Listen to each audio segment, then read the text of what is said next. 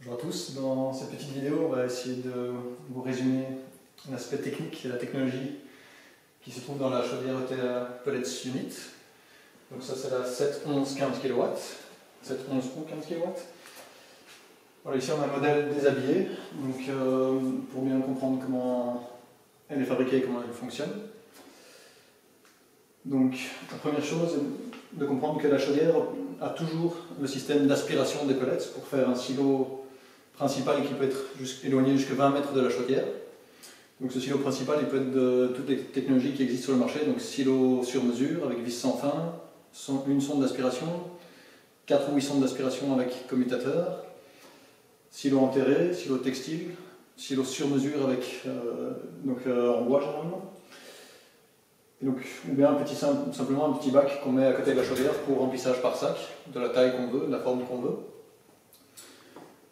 Et donc, une fois par jour, la chaudière, avec l'aspirateur qui est ici, va remplir son silo de 30 kg et remettre à niveau pour pouvoir fonctionner sa journée entière sans faire de bruit, spécifiquement le bruit de l'aspirateur qui fait le bruit comme un aspirateur de maison finalement. Donc il peut être réglé au niveau des heures, on peut choisir l'heure d'aspiration pour ne pas être dérangé la nuit. Chaque fois qu'elle fait le plein, elle a le petit capteur de niveau pour voir que son plein est fait. Ensuite, une fois que les pellets sont dans le silo interne, qu'on ne peut pas charger par sac directement, donc c'est bien la chaudière qui va aspirer d'office. Là on a une vis sans fin, une écluse étanche et une vis sans fin. Ça c'est la sécurité coupe-feu absolue, c'est vraiment la sécurité la plus importante. Et ça c'est vraiment un brevet de chez ETA qui est très important, c'est qu'il y a ici cette écluse qui est totalement étanche, qui permet, c'est une des rares chaudières où on peut remplir le silo par camion souffleur, donc avec grosse dépression ou surpression, sans même devoir couper la chaudière, alors que toutes les autres marques normalement demandent de couper la chaudière. Parce qu'ici il y a une séparation d'air, on ne peut jamais tirer la flamme vers le silo interne, et de toute façon il y a une coupure ici totale avec l'écluse étanche. Donc ça c'est le moteur qui fait toute l'amenée des pellets, donc un léger dosage pour ne pas user l'écluse, et ensuite on arrive directement dans le foyer. La chaudière est directement toujours livrée avec un socle isolé et des pieds réglables pour pouvoir la positionner facilement et pas devoir chaque fois faire un socle. Sur le côté ici on voit donc là il y a un pressiostat électronique qui mesure la pression d'eau, ça c'est encore une sécurité, donc la pression d'eau est affichée sur l'écran. La chaudière mesure tous ces systèmes de sécurité et il y a donc une chaîne de sécurité, donc par exemple sur la pression d'eau de l'installation de chauffage, à 1,2 bar il va prévenir avec un mail orange qu'il faut vérifier le vase d'expansion ou vérifier s'il n'y a pas une fuite, et à 0,8 bar carrément couper la chaudière avec un email rouge pour dire que la chaudière est alors avec une sécurité de manque d'eau. Donc les pellets sont amenés après ici au niveau du foyer. Là on a une résistance électrique en céramique qui allume les pellets de façon assez rapide et économique en énergie. Au-dessus de la vis, un capteur de niveau pour encore une sécurité de jamais suralimenter le foyer. Il y a un petit vase d'expansion qui suffit pour les installations quand on est en direct sur le chauffage sans ballon tampon, pour les petites installations donc. Ici, un positionnement de la grille, le cendrier extérieur, avec les deux vis qui ramènent les grosses cendres et les suies plus fines. Un capteur qui permet de détecter chaque fois qu'on enlève et qu'on remet le cendrier pour remettre le compteur à zéro. Sur ce modèle-ci, après une tonne, la chaudière envoie un email pour simplement penser à vider le cendrier. Là, on a les petits tournevis pour démonter les jaquettes et faire les entretiens.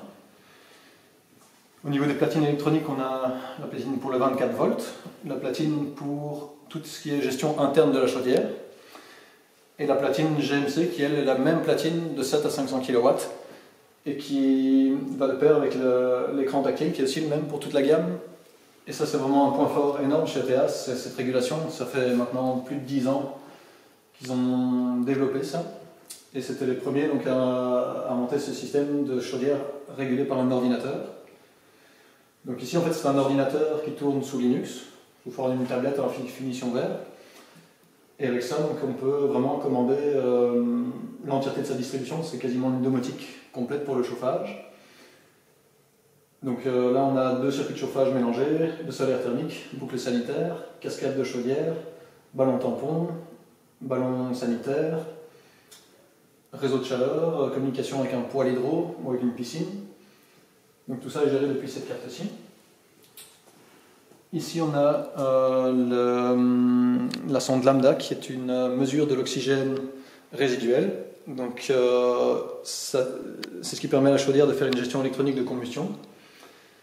Donc en mesurant au dixième de % la quantité d'oxygène résiduel dans les fumées, la chaudière va pouvoir doser la quantité d'air qui est parfaite pour faire la meilleure combustion, en combinaison avec une mesure de la température des fumées avec cette sonde-ci, de la dépression de la chaudière, donc aussi en s'adaptant au tirage de cheminée.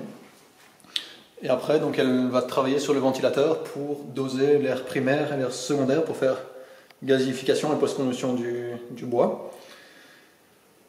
Donc ici, on peut la pousser contre le mur de ce côté-ci et de ce côté-ci. Et tout l'hydraulique, par contre, nécessite un dégagement de 40 à 50 cm pour pouvoir travailler dessus. Elle est déjà toute pré-montée, pré-câblée avec tous les organes de sécurité, et des petits organes, donc purgeur d'air, manomètre physique en plus de l'électronique, soupape de surpression à 3 bars connecté ici, un circulateur électronique géré par la chaudière, avec, quand elle est livrée en configuration de base, une 23 voies mélangeuse pour faire la régulation climatique pour un circuit de chauffage, donc départ chauffage ici, vanne de basculement pour faire départ boiler ici, et retour en commun. Et quand on l'installe avec un ballon tampon, on prend le moteur qui est ici, on le met sur cette 23 voies là, et ça devient alors une pompe de charge avec recyclage motorisé pour alimenter le ballon tampon. Et à ce moment-là, il faut une deuxième pompe de chauffage pour alimenter les radiateurs. On a encore la vanne de vidange qui est déjà montée. Ça, c'est le moteur qui fait tout le descendrage.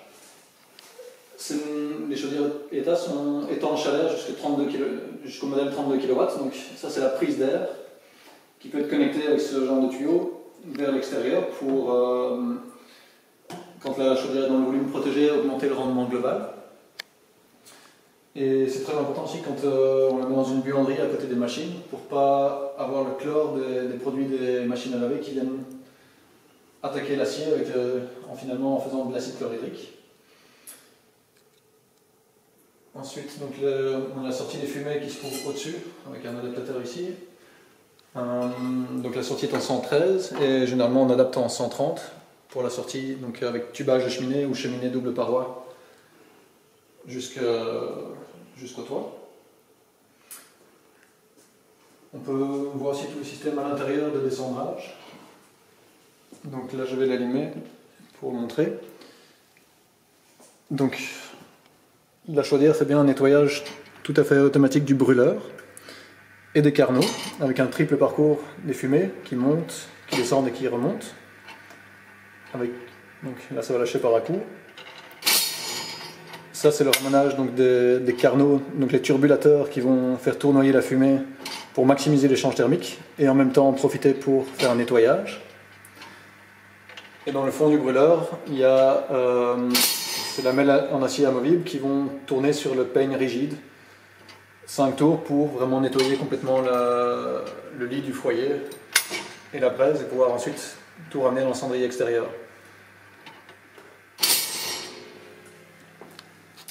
Voilà, donc ça c'est ce qui permet à la chaudière d'être aussi efficace et confortable qu'une chaudière mazout finalement en termes d'utilisation.